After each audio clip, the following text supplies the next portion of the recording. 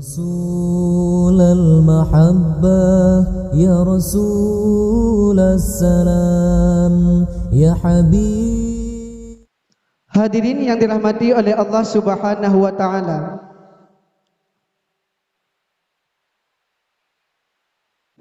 Tidak asing lagi pada diri manusia atau dalam kelakuan sehari-hari dalam diri manusia ialah meminum sebotol aqua.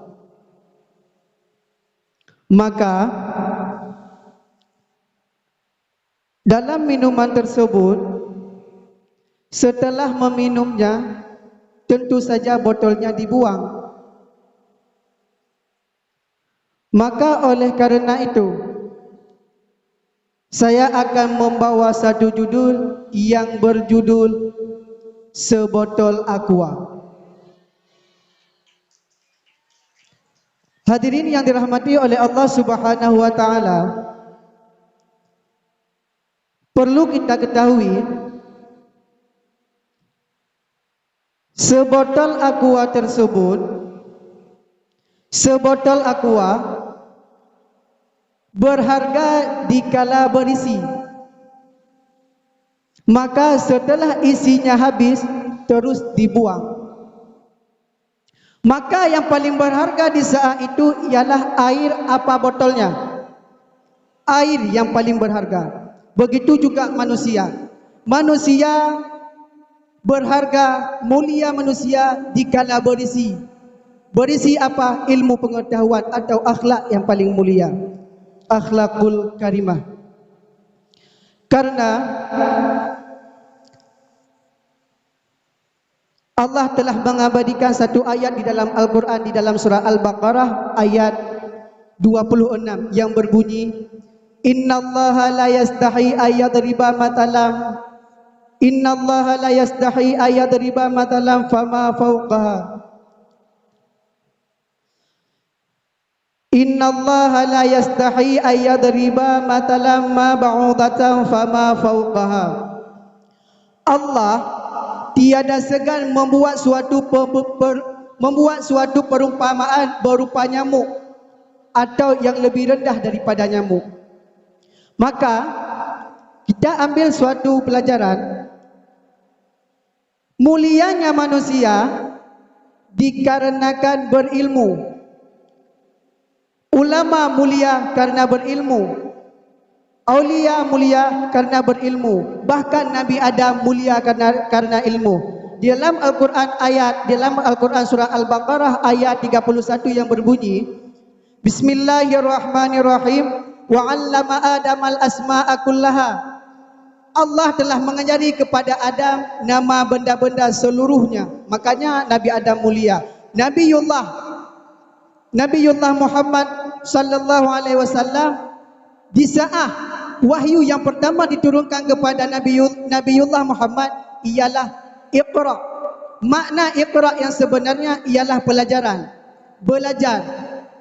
Tidak dituntut kepada manusia di saat mengaji ataupun belajar langsung kepada salatnya, tetapi sebelum salat pelajari dulu tentang syarat dan rukun sembahyang.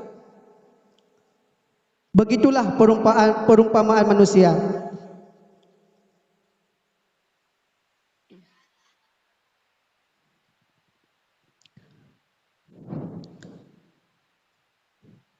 Hadirin yang dirahmati oleh Allah Subhanahu wa taala, di dalam hadis, dalam suatu hadis Rasulullah bersabda, Innal ulama'a warasatul anbiya. Ulama adalah pewaris segala nabi. Wa innal anbiya'a lam yuwarisu dinaran wala dirhaman. Dan sesungguhnya para anbiya tidak mewariskan kepada ulama, kepada mereka itu ulama berupa dirham atau dinar, yaitu uang. Tidak.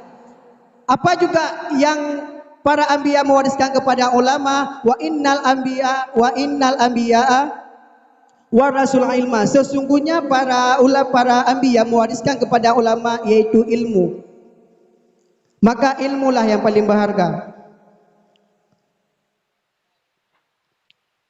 Maka terhadap manusia mesti mempunyai ilmu. Karena dengan ilmu tersebut manusia bisa menjadi mulia. Karena mayoritas manusia menilai seseorang karena fisiknya. Di saat pertama kali melihat, yang mereka pandang adalah fisiknya, bukan akhlaknya. Di saat berjumpa seseorang, langsung mereka bertanya-tanya, betapa gantengnya pemuda itu, betapa cantiknya pemudi itu. Dikarenakan belum berteman dekat, belum berkawan. Di saat mereka sudah dekat, barulah tahu bagaimana rasanya berkawan. Di saat itulah cinta dan bencinya seorang kepada seseorang. Dan di saat mereka tahu, kalau mereka baik, yang dipuji juga bukan fisiknya tetapi akhlaknya. Sejelek apapun mereka, mudah dalam bergaul. Hadirin yang dirahmati oleh Allah Subhanahu wa taala, Imam Syafi'i radhiyallahu an pernah berkata, "Dhaliltu taliban wa azirtu matluban." Aku mulia, aku hina dikala aku menuntut, dan mulia dikala aku dituntut. Di saat dalam menuntut, manusia selalu menjadi hinaan di mata orang lain, selalu jadi hinaan. Tetapi kapan mulianya seseorang? Di saat mereka dituntut. Begitulah manusia. Hadirin yang dirahmati oleh Allah Subhanahu wa taala, bisa kita ambil kesimpulan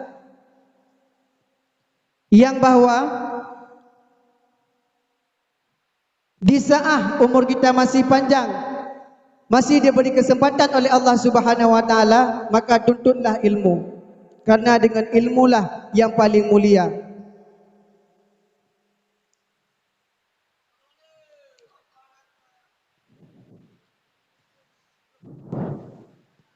Maka hanya sekian dan demikian. Terima kasih atas segala perhatian. Mohon maaf atas segala kekurangan. Hadanallahu wa iyyakum ajma'in. Assalamualaikum warahmatullahi wabarakatuh.